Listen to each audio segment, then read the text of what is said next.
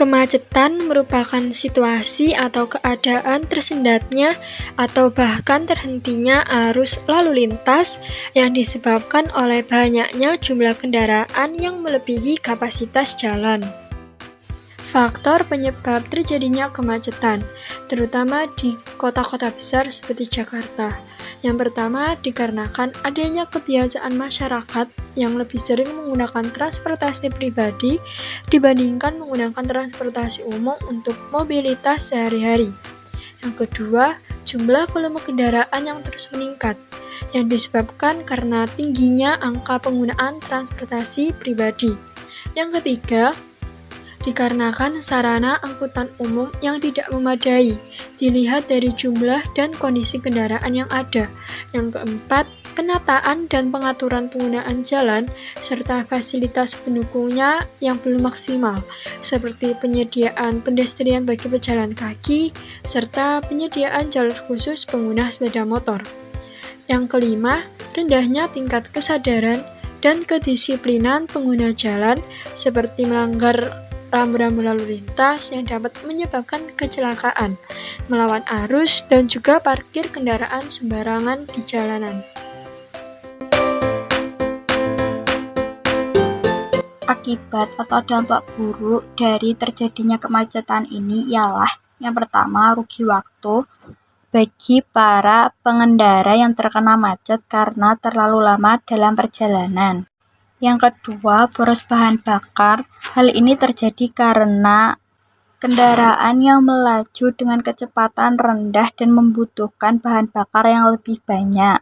Selanjutnya, yaitu mempengaruhi emosi seseorang karena jika terjebak macet terlalu lama dapat meningkatkan rasa stres dari pengguna jalan lainnya, juga menimbulkan rasa tidak nyaman. Dan juga kemacetan ini berdampak buruk bagi alam yang dapat menyebabkan polusi udara. Dari masalah kemacetan yang terjadi tadi membuat pemerintah berpikir bagaimana caranya untuk mengatasi masalah tersebut. Dari banyaknya kebijakan yang telah dibuat, salah satunya adalah membuat peraturan atau kebijakan baru, yaitu dengan menerapkan sistem ganjil genap di Jakarta. Ganjil genap adalah sebuah kebijakan pembatasan kendaraan berdasarkan plat motor. Kebijakan ini merupakan upaya pemerintah provinsi untuk mengurangi kemacetan, kepadatan, dan polusi udara yang diakibatkan oleh kendaraan.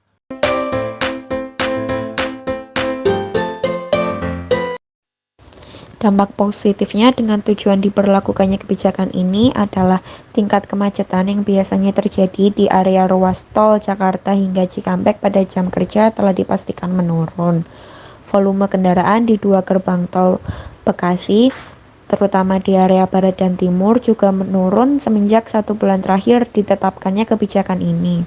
Dampak positif lainnya yaitu meningkatnya angka masyarakat yang menggunakan transportasi umum, yaitu mengurangi 15% trafik mulai dari Transjakarta, MRT, LRT, dan lain-lainnya. Dilihat juga dari Transjakarta, penumpang meningkat sebanyak 32,57%. Selain itu, bisa untuk mengurangi kepadatan kendaraan pribadi. Hal ini juga bisa menunjang APBD bagi pemerintah di daerah DKI Jakarta. Dampak pemberlakuan sistem ganjil genap pastinya tidak akan terlepas dari adanya dampak negatif di dalamnya. Menurut jurnal yang ditulis Ari Ananda Putri dan teman-teman dengan judul Simulasi Dampak Rencana Penerapan Skema Sistem Ganjil Genap di Kota Bekasi, memaparkan bahwa menurut rekap kuesioner diketahui bahwa terdapat 330 orang responden tidak setuju jika kebijakan ganjil genap diberlakukan.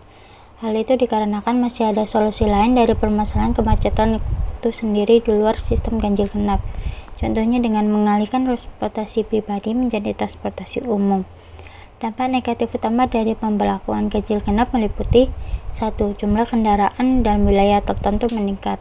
Hal itu dikarenakan adanya pengalihan jalur yang awalnya jalur utama menjadi jalur tikus yang membuat adanya peningkatan volume kendaraan pada jalur-jalur yang memiliki wilayah yang lebih kecil. Yang kedua ialah meningkatkan kendaraan bermotor. Karena sistem ganjil genap masih berlaku untuk kendaraan beroda 4 atau lebih, maka orang-orang memilih untuk menggunakan kendaraan bermotor dan mengalihkan kendaraan bermobil. Yang ketiga ialah meningkatkan pembelian kendaraan. Tidak jarang pula orang-orang memilih untuk membeli kendaraan baru dengan plat yang lain, yaitu plat ganjil ataupun genap. Hal itu dikarenakan agar mereka tidak terhambat saat melakukan perjalanan dan melewati wilayah dengan sistem ganjil genap. Yang keempat ialah polusi terfokus pada satu tempat. Adanya peningkatan kemacetan akibat pengalihan wilayah dapat meningkatkan polusi yang ada pada wilayah tersebut. Selain itu, kebijakan dalam sistem ganjil genap tidak dapat digunakan untuk semua wilayah di Indonesia. Hanya beberapa wilayah yang padat penduduk saja yang dapat relevan dengan kebijakan ini. Hal tersebut tidaklah efektif dalam penggunaan dan pengembangan sistem kebijakan yang ada.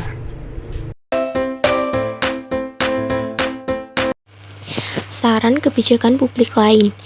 Dengan penindakan yang tegas, akan lebih sulit bagi pengguna kendaraan untuk mengakali sistem ini. Pengawasan yang ketat dapat membantu mencegah pelanggaran aturan. Dengan pemahaman yang baik, diharapkan masyarakat akan lebih patuh terhadap kebijakan ini.